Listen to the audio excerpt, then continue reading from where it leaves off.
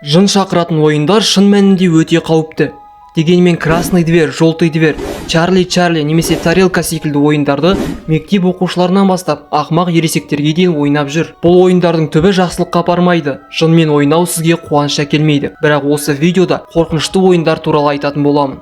Баршаңа сәлем, сіздермен Наурыз. Осы видеода каналымыздағы ең ұзақ видео болайын деп тұр. 10 мың жазылушы үшін барлығыңызға үлкен рахмет. Тез етіп осы жазда күміс батырманы алып, 100 мың жазылушыға бірге жетейік. Осы видеоға лайк бас, каналға тіркел. Ал мен бастаймын.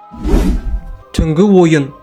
Бұл ойынды ойнау үшін шам, кішкентай қағаз, тұз, бір қорап сіріңке және сіздің бір тамшы қаныңыз керек болады. Қағазға толық атыңызды жазып, иненің көмегімен қолыңызды қанатып, қағазға тамызыңыз. Атыңыз жазылған парақтың үстіне шам қойып, даладағы есіктің табалдырығына орнатыңыз. Енді есікті тура 22 рет қағыңыз. Уақытқа абай болыңыз.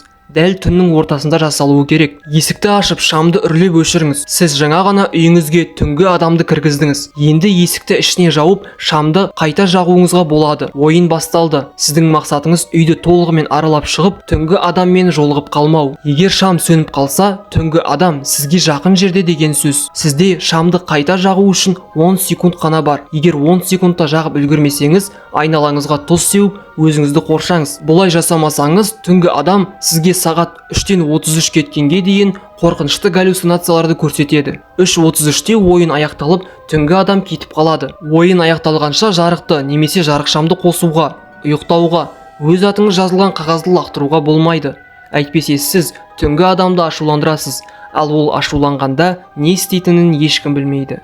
Қарғыс атқан лифт. Ойынды сәтті өткен жағдайда лифтпен басқа әлемге портал ашылады деген қауесет бар. Сізге 10 қабаттан тұратын ғимарат қажет болады. Лифтіге 1-ші қабаттан мініңіз.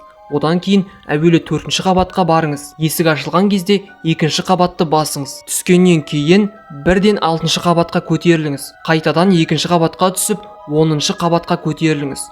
Ең соңғысы 5-ші қабатқа түсіңіз. Барлығы сәтті болса, 5-ші қабатта лифтіге әйел адам мінеді. Ол әйелмен сөйлесуге, бетіне қарауға тырыспаңыз. Әйел лифтіге мінген соң 1-ші қабатқа түсіңіз. Егер барлығын дұрыс жасасаңыз, сіз 1-ші қабатты бассаңыз да бірден 10-ші қабатқа көтеріліп кетеді. Егер осы жерден ойыннан шығып кеткіңіз келсе, тездетіп басқа бір кнопканы басып тастаңыз. Олай жасамаған жағдайда 10-ші қабатта қорқынышты әлемге портал ашылады. Қайта өз әлеміңізге оралу үшін жаңағы жасағандарыңызды қайтадан керісінше орындауыңыз керек. Бірақ қайта оралу мүмкіндігі аз. Уиджа тақтасы.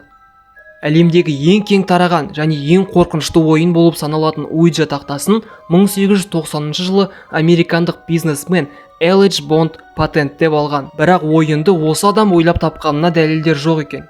Сізге 0-ден бастап 9-ға дейінгі сандар, әліппедегі әріптер және иә, жоқ, сәлем, қош бол деген жазуы бар тақтай керек болады. Ойынға қатысушылар қолдарын көрсеткішке қойып, сұрақ қойып, жауабын әріптер арқылы ала алады. Бұл ойын жайлы көптеген аңыздар, қорқынышты әңгімелер және кинолар бар.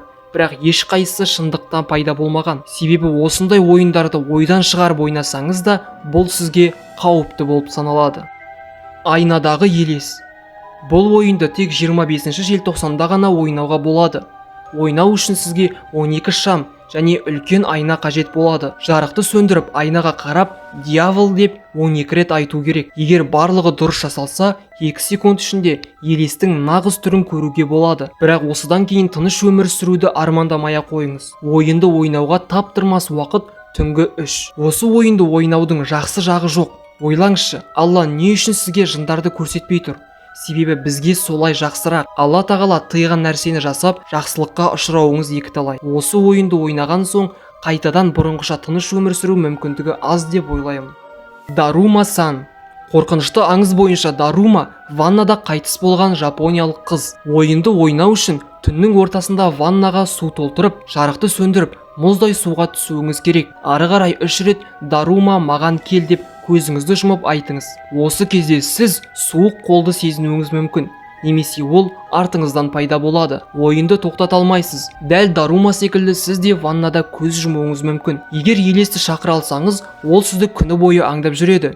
Және сіз жалғыз қалған кезде де оны сезінесіз. Жарықты сөндірсеңіз көлеңкесін байқайсыз. Егер елес сізге тым жақындап кетсе, тамаре деп айқайлауыңыз керек. Аудармасы тоқта. Одан құтылу үшін елесті шақырған ваннаға оралып, оған китта деп айтыңыз. Сол кезде ойын аяқталады. Егер ойынды дұрыс аяқтамасаңыз, соңы қайғылы әрі қорқынышты аяқталуы мүмкін. Шкаф ойыны. Осы ойынды ойнау үшін сізге тек бір қорап сіріңке және шкаф керек болады. Үйде жалғыз қалғанда жарықты сөндіріп, шкафтың ішіне 2 минутқа кіріп, сіріңкені жағыңыз.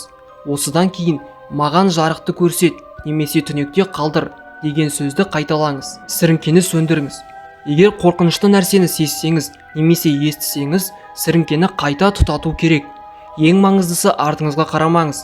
Әйтпесе сіз шақырған елес сізді өзімен бірге алып кетуі мүмкін. Бұл ойын психологияңызды зақымдап қана қоймай, үйіңізде өрт пайда болуына себеп болады. Шкафтан ақырын шығыңыз. Сіріңке сөнбеуі керек. Егер барлығын орындап шыға алсаңыз, ойын аяқталады. Бірақ елес сіздің шкафыңызда мәңгі қалады. Түнде оның есігін жауып қоюды ұмытпаңыз. Егер бір күні ашық қалдырсаңыз, таңертең оянбайсыз. Қанды Мэри. Қанды Мэри ойыны жайлы өте қорқынышты аңыздар көп. Бірақ бізге тек ойынның өзі ғана маңызды. Ескерте кетейін, ойын ешқашан жақсылықпен аяқталмайды. Ойыншы қолына шамды алып, түнде айнаға қарап, қанды Мэри, маған кел деп айтуы керек. Аңыз бойынша осыдан кейін айнадан елес көрінеді. Ол тек психологиялық ауру ғана жіберіп отырады.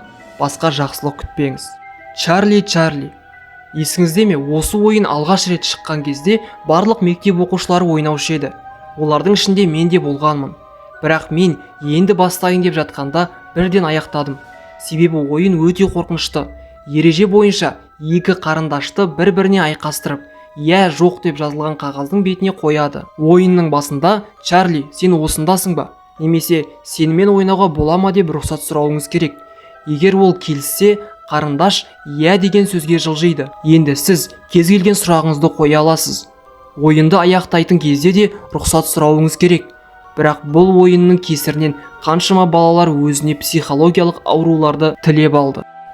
Достар, осы видеоны шығарып отырғандағы басты мақсатым, егер де кішкентай іні қарындастарыңыз немесе балаларыңыз бір нәрсемен айналысып отырса, не екенін бірден ұғып, уақытында тоқтату үшін. Яғни видео қауіпсіздік мақсатында түсірілді. Ешқашан ешкімге бұл ойындарды ойнауға кеңес бермеймін. Тіпті өзімде ойнамаймын. Осы видеоны түнде монтаждап отырғанда өзімде де үлкен қорқынышты сезімдер туындады. Тіпті монтаждап отырғанда осылай қорқатын болсам, ойнап көргенде не болар екен? Ал егер ақмақтықпен ойнап қойған болсаңыз, дін мамандарына жолығыңыз және ата-анаңызға айтудан қорықпаңыз. Олар ұрыспайды. Видеоның соңында мені әрдайым қолдап келе жатқан көрермендеріме алғыс білдіремін.